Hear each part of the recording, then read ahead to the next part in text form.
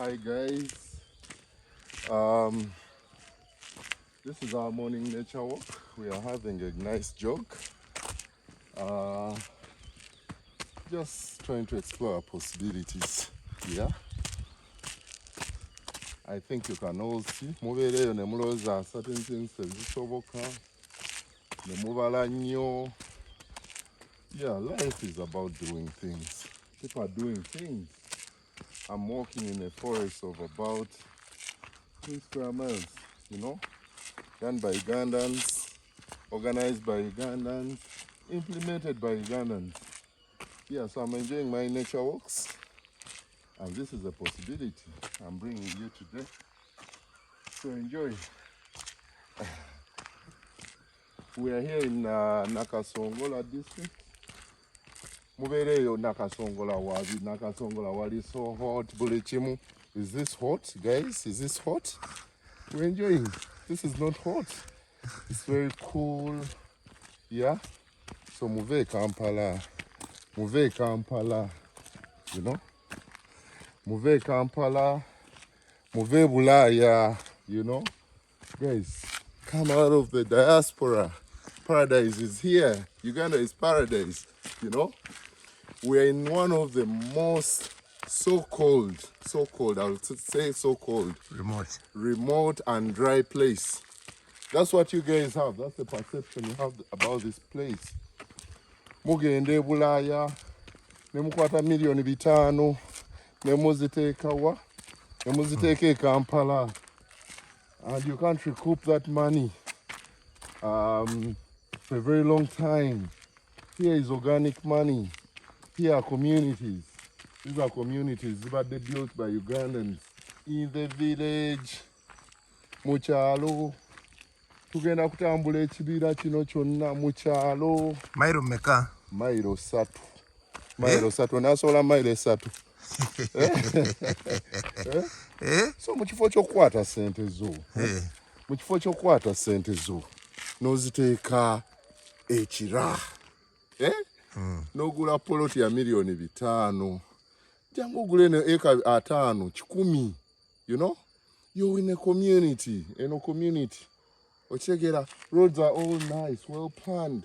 Ochegera, uveye Bulaya, KLM nekuba wali ku kisaawe, drive, come to Nakasongola. Jangola be ebintu byo. Emiti, ente, embuzi. Let's build communities. Yeah? Ne obuzibu Ugandans, temutaka mwe. Everyone wants to do things by themselves. Ochtegera. Kakati wele tuna buli omwe agakola ebintu by themselves. We can't scale life. We can't live the paradise Katonda gy'atuwadde. Paradise pa ino creating. Ochtegera. So, ebintu bisoboka. Nakasongola is the new satellite city. New satellite city. Kakati osobola okugifuula kyonna ky'oyagala. Dubai, bafuna paradise in the middle of a desert. Ne Ugandans win all this, and you're saying it's impossible. It is possible. All this, mukiraba, it's all possible. Kati tusimba emiti, omala osimba emiti, nejjukula n'ofuna ssente. The land ne kolaki ne appreciating.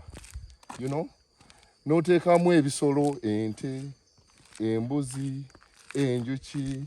Right now wano bagenda tandika okukolawo ne circuit y'emmotoka z'empaka. You see how you build an ecosystem? You build an ecosystem, tulina enguudo, all well done. Ochegera? But bw'owulira otya nga you're part of this. You're part of this. Ochegera? So tubikole. Naye omulangira omuntu ali diaspora ekizibu kyalina si nti gula ttaka or anything ekizibu kyalina kizibu kya management. Omanyi diaspora sente tuzisindika eno ne batubba kati ekyo ekintu kikidiringa nakyo. How do we deal with something like that?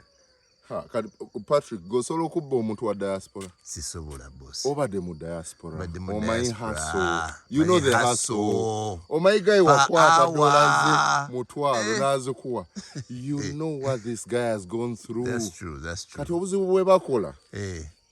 antu anadde beesiga nnyo families ate is rightfully so Correct. because oteesiga brother or sister and everything When ogenda weesiga ani Correct. so batuufu Correct. but lessons zibadde nti eyo strategy tekoze weetaaga abantu ababadde part of you okitegeera ababaddeko naawe abakutegeera gaya akedde enkya n'agenda n'akuba ku kyeyo n'amanya ssente y'e Bulaaya nga bweruma okitegeera n'amanya ssente y'e Bulaaya nga ebagikola because our relatives we babeera wano ewaka tebamanya ki kye tuyitamu. That's true. They don't know byamanya omugagga ali eyo ssente alina nnyingi kakati onamuweereza ssente ng'alina omwana omulwadde mu nnyumba ate nga naawe mwanawo what do you expect sente ajja zikozesa agambe munawe omwana waffe yadde mulwadde otegeera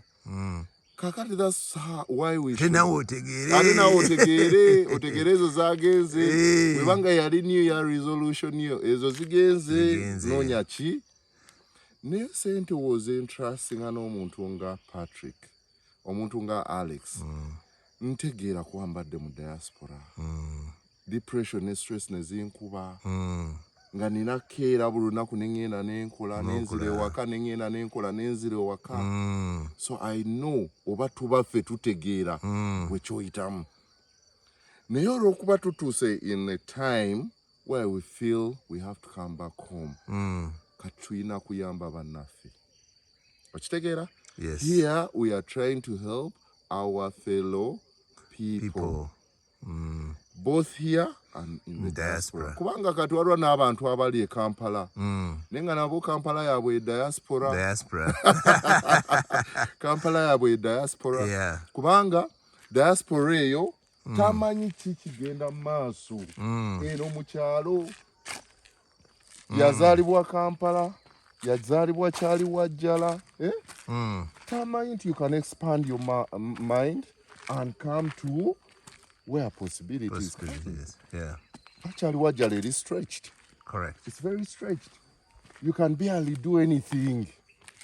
Neno gy'onyuma very soon naye wagenda kukola ki wagenda kufuuka ekyo ate n'ekirala I'm not saying veeyo gye wano ogule ettaka I've done most of the work for you emirimu egisinga ngikukoledde I've identified the land. Ngenda kuleetera community. So togenda kujja obeere a drop in an ocean. Nedda tugenda kuba wamu so that tugenda kufuna muntu agamba ava ku eryo ttaka security tugenda gikolera wamu roads tugenda zikolera wamu investments ezivaamu ssente tugenda zikolera wamu so we got you covered. Ochegera kakati that's the value and that's the way otusobola obuzimba Uganda yaffe.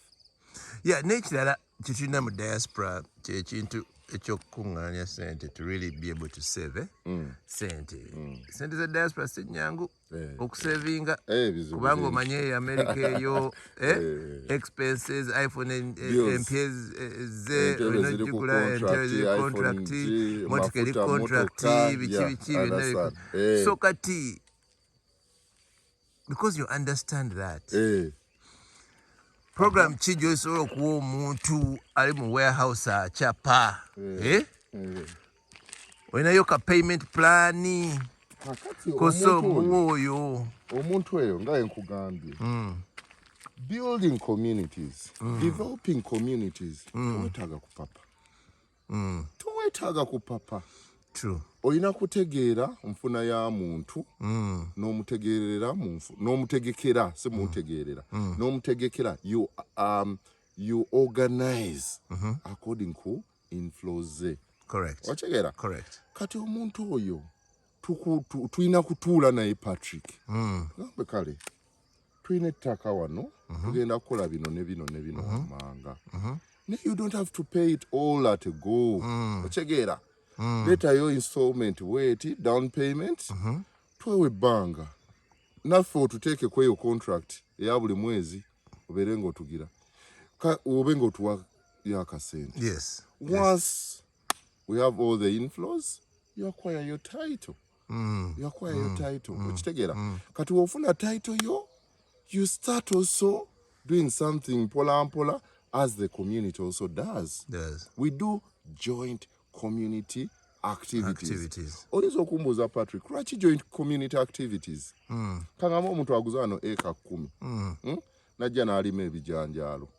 Oli n'agula ali 5 najja n'alima akasooli. Oli n'alima wali gundi najja n'aluma lumonde. How can you scale those mini, you know? Correct. Naye to disrupt this economy and make a statement, we all have to have some bit of uniformity. Correct. So that an economy egamba twe tuba twagala miti awo tulinawo emiti emitwalo million number. Specialization. Aha, we've gone into that particular thing. Ochegera. So chikuyamba nti market ebeera eti Clear. negojja kunoonya omuntu agula ensawo zo 2 ez'ebijanjaalo mu ploti yo gye wagula ng'aba bonna bakoze kirala abule. Then after you'll say Uganda tebikola. That is true. Ochegera. That is true. Uganda tebikola. But we have to disrupt that narrative. Get into communities. Do one activity at a time that is scalable. Have great managers for that activity who help you work on all these other things, market, maintenance, planting. All that nitty-gritty is taken care of a group of managers. Correct. So that when you go to the market, you go as a unit. And then you see money flowing. Bargaining power. You have the bargaining power. Yeah. So if it's timber, the next 5 or 6 or 10 years, this place will be the place for timber. The entire market will know. The guy, that truck guy will know, instead of going to Busunju and get 1 acre and go to wherever, get to half acre. When I go to Nakasongola, I'm going to have constant supply. But this constant supply hasn't been created by one person. It has been created by a pool of thousands of people. And guess what? We are building communities in the villages. In the village. Ate with global warming, gino emiti giyambako nnyo. To actually Nakasongola yali very dry, that's the truth. Naye kati tugenda tugiraba nga ekyuka. Tetugiraba tutuno tugirimu. Saawa ziri mmeka singa 2. Do you feel any warmth? Nedda. Ochegera. Who doesn't want to be part of that story? I changed an area which was extremely dry. I took a risk on it and it's now cool.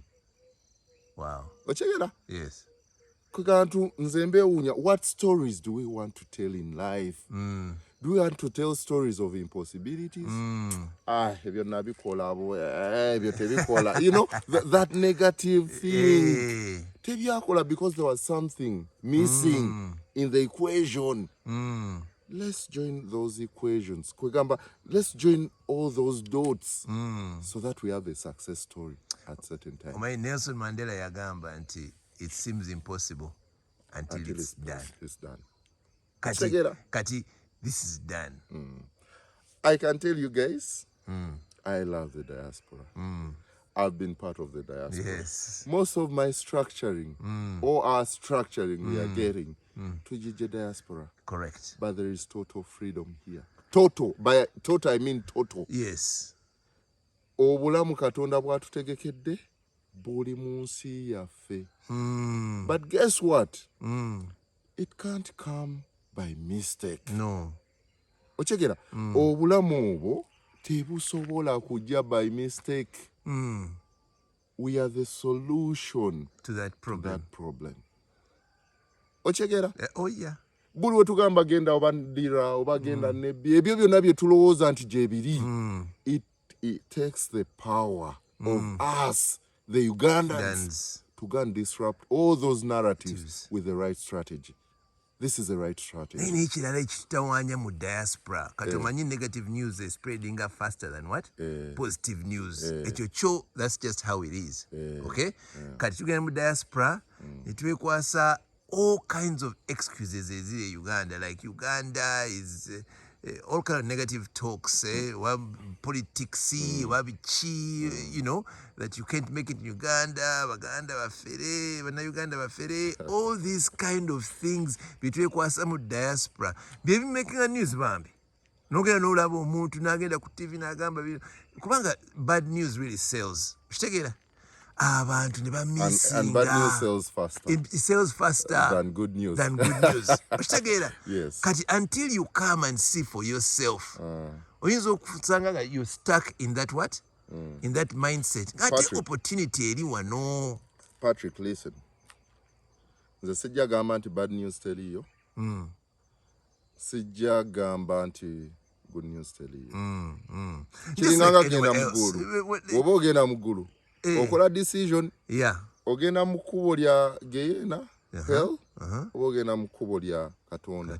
That decision is yours. Kati my message is simple. Omuntu ali mu diaspora, wosalawo if you choose to be carried by the bad news. Awo ogenda okuma. Ne wosalawo to look for solutions. To change the narrative and bring possibilities. You're going to see things what? Moving. Ekitutta is that tufunye obuzibu that we get so much infested by politics. To a level that we block our thinking outside the box. It cripples us. Check I'm not saying ebyo byonna bye boogera probably tebiriwo. I'm just saying I'm not derailed on those. Correct. Okitegeera? Tuli wano. Waliwo any government official yali azze n'akola anything? Tewali. There is any government official who has ever come to ate tokola kino. This is a free economy. How do you do it? How do you go about it? Gwe wogenda mu bagamba, the people say that wogenda mazina gembwa. Be ready. So those people are in that kind of arrangement. They have made a decision to derail themselves in politics. Correct. I'm not saying don't get concerned about the political situation of your country. But play and work smart. Yes. Keep working. Keep working. Yes. As solutions come. Yes. Be part of the solution. Be part of the solution as opposed to being part of the problem. If we manage to gain a community of Ugandans, both locally in the diaspora, to solve these problems, which political person will come for you? True. You see? N'ekirala kyenjagala okwogerako nti we have had tuzze from Kampala nga tuvuga tulaba zi factory ziri ku side z'oluguudo, zino zi factory zonna mostly owned by what? Ba-Chinese, ba-China, Bannayuganda tebaliimu. Kati ono mu China yajja mu nsi yo n'alabayo opportunity n'agikozesa. But do you know what Ugandans say? Baba China is this so and so and so, so and so. What? Why does that concern you? Thank you. Come, take care of the opportunity. Jolabye, find a solution to it. Ask for support. Correct. Ochegera. Kati nze kyengezaako gamba tuve mu negativity. There is nothing that beats the power of people. And togetherness. Let me tell you, what they talk about all those stories, me, I identified one problem. One limiting problem that is limiting us. Ochegera, Patrick, buli omu ayagala kukola yekka Uganda. Patrick, ogenda e Bulaaya, when you go to the diaspora and get your money, lots and lots of millions of dollars, when you come here, you want to go by yourself, go in a beam or a patch or in Lira or wherever, buy your 3 square miles. Oh, you're getting into a new project, you're getting into an area, you don't understand the dynamics of the project, and you're easily to be fooled. Oranisibwa mangu kubanga otegera oli weka. Yes, you have the money, thank you. Ozikoze. But are you going to sustain that money in that approach? Who is going to fight a group of Ugandans who have come together to bring back money to their country in a sustainable way? It is feasible. To tackle the key problems of the economy. Yeah. One, supply. In whatever you want to do, here is trees. Yeah? Because there is demand. Two, export. You're building a pool of a product whereby you can guarantee a certain level of supply periodically. As a group. Correct. Those are the problems we have. People, Baba, Uganda, we don't export anything. We don't. How are we going to export when we are not offering solutions? When we are not growing? When we are letting Chinese to come and buy our land? How? Mindset. If I was a Ugandan, I would have come on board. If you have a group of 2, 3, 4, 5 people, bring them on board. Let's build synergies. Let's be a collective. Correct. Let's agree. Gwe omuntu nawagamba ekintu kino kye tugenda okukola nga gwe tekikola magezi kikole. Do you know why? It's going to scale. This is true. The price of it is not the best on the market. You're going to look at the scalability of it. Correct. Look at the rotational arm of it, because you're going to keep doing it, because you've built the muscle as a collective body. If we have a square mile of this and it has trees, and tomorrow we have 1 million trees, the other day we have 20,000 cows, 10,000 goats. You Americans, you people in the diaspora, you know what? How many goats we have? 20,000. We have this contract. Correct. We can't talk about that now before we get our hands dirty. Correct. Correct. You're disrupting the narrative. This is true. This is true. Even let's go back to the question of structuring. Yeah. It's important. Manyinti. I mean, we have a legal personnel here. Uganda is a land of laws. Yeah. Structuring in the diaspora, one of the best things we have is safety. Manyinti omuntu. There's a legal process. There is, all kinds of solutions, remedies. So fewano twina baloya nabo. Can you set up something like that? It's important to twinachi ba legal personnel. Kati ekyo kiveeko ekirala. Population ya Uganda egenda kuba 100 million people by 2050. Thank you. 100 million. Thank you. By 2050. Thank you. Thank you. I thought about that. Projects right now, Erichi? Right now, it is 50 million. Kenya Erichi? 53 million. Tanzania Erichi? 63 million. Ani asinga ettaka? Tanzania isinga ettaka. By how much? By 4 times at least. Kakati Patrick. Ogambye miaka emeka?